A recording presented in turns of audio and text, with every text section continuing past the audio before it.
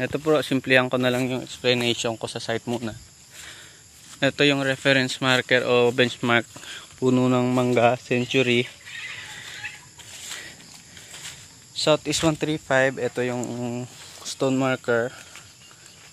Ayan. Susi. Ano. Tanggalin ko muna to. Susi na ano, susi. Tapos may ganto. Ano mo. Parang rock enclose. Kasi sa rock enclose ganto pero may dot sa gitna. Pero sa kanya parang rock enclose sign pero may arrow. Ano, halatang dinugtong tong arrow. Oh. So ayan yung dig spot ko. Kasi may arrow dito eh. Ayan oh. Papuntang dig spot. So sinundan ko lang puro letter P na bato, tatlong turtle, tsaka confirmation ng susi. Ayan oh, susi. Confirmation na ito. Susi na to. Pero pinag-aralan ko talaga maigi to. Dahil nagtataka ako dito sa susi na to na marker. Merong ganitong sign. Ayan. Tapos may ginawang arrow. So kasi sabi nila pag may deposit may giveaways. Depende yan. Kasi treasure under tong turtle na to eh. Ano, nakayuko. Dito na yan. So sinundan ko lang to. Kasi rock enclosed daw. Ayan o. Tatlong guhit sa dalawa. Tatlo. Dito. Sinundan ko to. Tatamaan ko yung batong yan. Malaking batong to. Ayan o. Naka half buried. Naka tago. Sobrang luma, nilumot na. Siguro dati may nakatabon dito. Kasi halatado mo naman sa lupa. Oh. Lumabas na lang. Ito yung napansin ko dito. Sa guit-guit na yan. Ayan. Letter C, ano, nakaumbok talaga. Hindi lang masyadong klaro kasi may lumot nga. Di ko na nalinis. Letter C na may hole.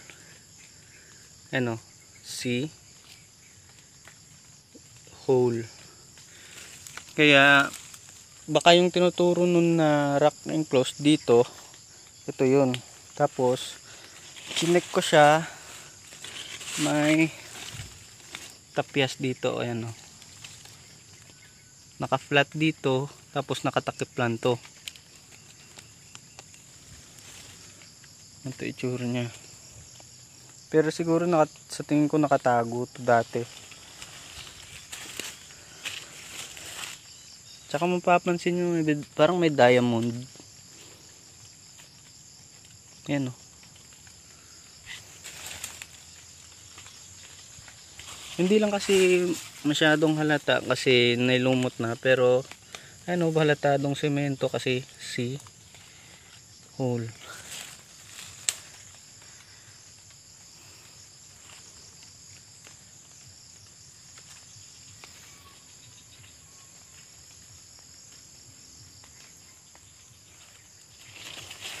Tsaka yung takip na ito hanggang dito eh. Ayun, may bitak na. Tsaka flat to.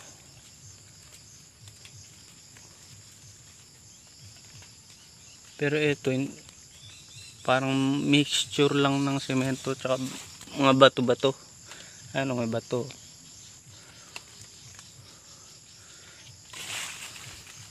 So, yun na nga, C, tsaka may hole. Ano? C, hole.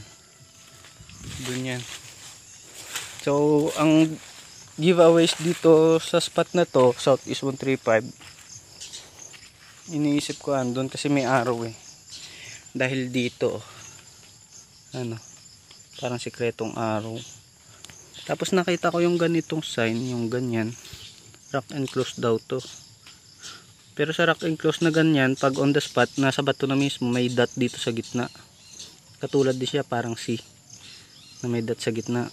Pero sa kanya wala. Instead na dot, arrow muna. Pinapunta ako dun. So maraming target dito. Diyan meron din akong target dito. 3 target ko dito, isa dito, isa diyan, isa doon. Naka-triangulation yung target. Kasi may nakuha akong HTM, 3 turtle. Iba-iba ng laki, yung pinakamaliit doon. Nung tinestig ko yun doon, ngayon, hinukay ko lang ng maliit. May nakita akong confirmation ng turtle ulit doon. Pero dito ko nakuha yung turtle na yun, dyan na maliit. Yung pangalawang malaki, papunta rito. Yung pangatlo, papunta rito. Tsaka may confirmation na susi. Ano, susi oh. Susi rin na HTM. So dito, naka-triangulation to. Ito, ayun. Tsaka ayun. Naka-triangle. 15 feet or 12 feet to 12 feet ang distance. Mula dun, punta rito. Mula dun sa marker na yun. Yung nagtuturo dito, 45 degrees. Ayan. Hindi sana namin binasag to kung wala akong nakitang C na may dot at diamond na may dot sa gitna. Sa mismong shell niya. Ayun yung shell niya. Yung kapiraso. Ganyang kakapal. Kinuha namin. Yung nakatabon dito. Ayan, nakaganyan yan. No? May shell yan na nakaganyan. Yan. Natitira lang yung ulo niya. Dito lang ata. Ayan. Tapos dito ko nakuha yan. Sa katawan yan. May lupa pa kasi dito. Yan, nakadikit yan dyan. Tapos ito maganda. Kakaibang bato. Pakinggan tunog. Yan. Tapos may nakuha akong HTM dito na ulo ng isda eh. Katabi nitong heart. Ulo ng isda siya na may puzzle type na sa bunganga niya na pyramid na ganito kalaki, mga 2 inch. Dito rin nakatutok. Parang hugis diamond din yung isda. Pero may diamond talaga sa gitna nito. Sa cover niya, diamond na may dot sa gitna, then dito sa banda C na may dot sa gitna.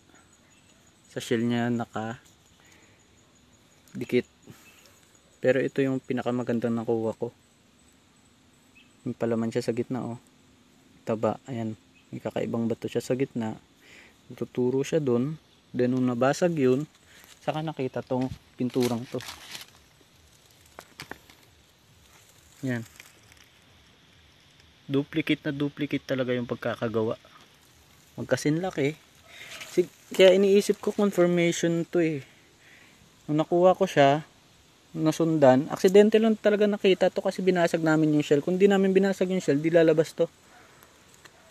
Buti nga nabasag namin yung shell, tsaka nakita to. Nung una akala ko wala lang to. Pero buti naalala ko may katulad siyang nakita ko. Binalikan ko yung marker, ito nakuha ko. Ano? Hindi siya perfect heart. Hindi rin siya perfect heart.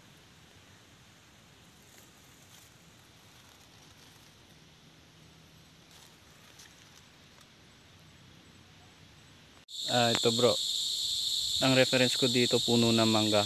From puno ng mangga papunta doon sa spot ko 12 to 15 feet. Limutan ko 15 feet ata. Nasa puno ng mangga papunta ron, nakatago yun. Ang compass direction west to east yun, pero nakatago yan, hindi yan nakalitaw. And ang isang coordinate marker niya andito sa southeast 135. May mukha. Dito nag-umpisa lahat eh. Kung nakita ko to, ayan mukha ng tao. Ayan, may mata, may ilong, may bibig. Then inaral ko to, may mga nakikita akong mga smiley face. Ayan.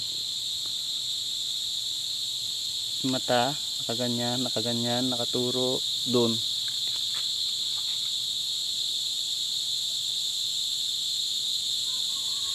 Yung guhit na to papunta doon, and then yung mata nito papunta dito. May dig set na kasi kami dyan.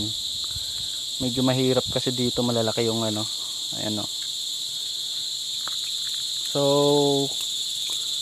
hinahanap ko talaga yung possible giveaways kung meron man, sana. So ito yung nakita ko yun dahil hinahanap ko to, sinusundan ko lang to, yung mga markers dito, tinitignan ko maigi. And then dalawa yung face marker dito, yung naka-smiley isa, tsaka ito yung dalawa, ito yung mata niya maliit. Ang no-prospect ko sana dito is itong bato mismo, kasi ayun, nakadikit tong dalawa, dinikit lang tong dalawa, and then magko-cross line siya dito, and mag-X, and then yung andito pa is parang may basin na mababaw. At kagandahan dito, may sign siya na susi, ano, susi, kaimbo susi, and may parang nakaganyan. Pag ginanyan mo, pag nilagyan mo dito box, and may arrow siya na maliit. Kuhanan ko lang ng magandang angle. Ano, arrow niya na maliit papunta dun sa target ko na giveaway sana. Ayan, arrow na maliit, magiging